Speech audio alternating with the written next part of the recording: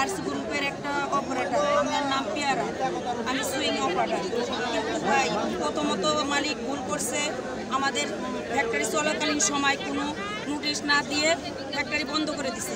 হঠাৎ সকাল 11টায় একদিন ফ্যাক্টরি বন্ধ করে দিছে, ছুটি ঘোষণা করছে। আমরা বাসায় আসছি, পরের দিন সকালে অফিসে গেছি, টাইম মতো যায় দেখি যে অফিসে তালা ঝুলানোর নোটিশ দিছে, অনির্দিষ্টকালের জন্য ফ্যাক্টরি বন্ধ।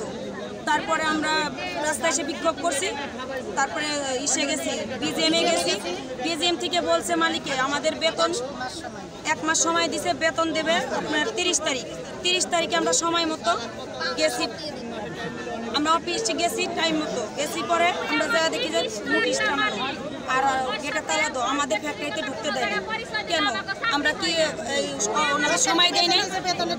ওনাদেরকে আমরা সময় দেয় নাই, তাহলে সময় দেওয়ার পরেও কেন আমাদের ভোগান্তি ভোগাইতেছে?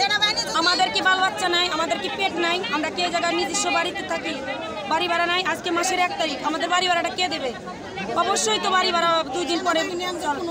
আর আপনার যে প্রশাসন আসছে, প্রশাসন কি আমাদের কোনো সাহায্য করছে? কোনো সাহায্য করে নাই। কেন করলো না?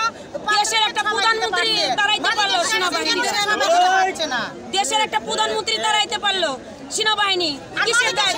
আর সাধারণ একটা গার্মেন্টস মালিক, সে কেন পারলো না? তাদের হাতে সরকার আইন তুলে দিচ্ছে। সেনাবাহিনী নিরাপত্তা চাই, সেনাবাহিনী আমাদের